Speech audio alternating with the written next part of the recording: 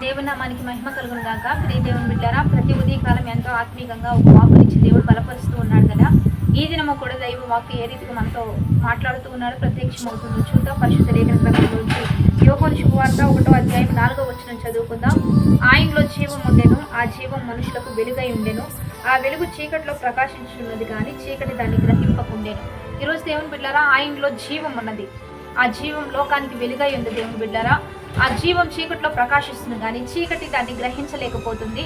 ఈ రోజుల్లో ప్రభు అయిన యేసుక్రీస్తు ఆయన భూమి మీదకు వచ్చిందే జీవం లేని వారికి జీవం ఇవ్వడానికి, మరణం అయిపోతున్న వారిని జీవంలోకి నడిపించడానికి, మృత్యులేమైపోతున్న వారిని నిత్య జీవంలోనికి నడిపిస్తూ, పాపంలో శాపంలో బంధకాల్లో ఉన్న వారిని నూతన కృప చూపించి నూతన రాజ్యంలో నిత్య రాజ్యంలోకి నడిపించడానికి ప్రభు అయిన యేసుక్రీస్తు భూమి మీదకు వచ్చాడు. దేవుని బిడ్డారా, అందుకనే ఆయన ప్రజల పాపాన్ని, వారి పాపాన్ని నుండి వారిని క్షమించడానికే, వారిని రక్షించడానికే ప్రభు అయిన యేసు ఈ లోకానికి వచ్చును అని మత్తయి శుభవార్తలో తెలియజేసినట్లుగా ఈరోజు మనందరం ఆయన వారము, ఆయన ప్రజలము, ఆయన మేపే గొర్రెలము కనుక మన పాపాల నుంచి మనల్ని విడిపించడానికే ప్రభు అయిన యేసుక్రీస్తు ఈ లోకానికి వచ్చి ఉన్నాడు. కాబట్టి మీరు ఎంత పాపంలో ఉన్నా, ఎంత శాపంలో ఉన్నా, ఎంత భయంకరమైన చీకటిలో ఉన్నా మనకు వెలుగివ్వడానికే, మన పాపాలను క్షమించడానికే లోక రక్షకుడు లోకానికి వెలుగుగా వచ్చాడు. కాబట్టి చీకటి దాన్ని గ్రహింపలేకపోతుంది. కాబట్టి లోకంలో కొందరు ఆయనను గుర్తెరగలేకపోతున్నారు, ఆయన తెలుసుకోలేకపోతున్నారు. కాబట్టి దేవుని బిడ్డలారా, నీవు వెలుగుగా ఉంటూ, నీవు దేవుని వైపు నడిపించబడుతూ, అనేకులకు వెలిగించే గొప్ప వ్యక్తిగా, అనేకులు జీవంలోనికి నడిపించే వ్యక్తిగా, అనేకులు నిత్యరాజ్యంలోనికి నడిపించే గొప్ప వ్యక్తిగా నీవు ఉండాలని ఈ క్రిస్మస్ దినాల్లో దేవాతి దేవుడు ఆశపడుతూ ఉన్నాడు, నీ నుంచి కోరుకుంటూ ఉన్నాడు. కనుక ఆయనలో జీవం ఉంది.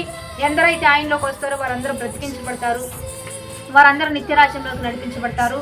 కాబట్టి వెలుగుగా ఆయన వచ్చాడు. కాబట్టి నీవు వెలిగించబడుతూ అనేకులు వెలిగించబడాలని దేవాతి దేవుడు ఈరోజు ప్రత్యేకంగా మనతో మాట్లాడుతూ ఉండగా ఆ జీవంలోకి మనం నడిపించబడదాం, ఆ ధన్యతను మనం పొందుకుందాం. దేవాతి దేవుడు ఈరోజు మనతో ఇస్తున్న ఈ బలమైన వాక్కును బట్టి ఎప్పుడు వెలుగులో ఉండడానికి, వెలుగులో నడిపించబడడానికి, వెలుగువంతులుగా ఉండడానికి, వెలుగు సంబంధులుగా ఉండడానికి, వెలుగునిచ్చి వారిగా మనం ఉండడానికి ఎప్పుడు దైవికంగా సిద్ధపడుతూ వాగ్దానాన్ని బట్టి ప్రార్థన చేద్దాం. పరిశుద్ధుడా, మహోన్నతుడా, గొప్ప దేవ, ఈ దినం మీరు మాకు ఇస్తున్న బలమైన వాక్కును బట్టి నీకు మహిమ. ఎంతమంది వెలుగు సంబంధులుగా ఉండాలని ఆశపడుతూ ఉన్నారో, వెలుగులోనికి నడిపించబడాలని, వెలుగును గ్రహిస్తూ చీకటి కార్యాలను దూరపరచుకోవాలని ఎంతమంది ఉద్దేశం కలిగి ఉన్నారో వారి ఉద్దేశం అసలు సఫలపరచండి.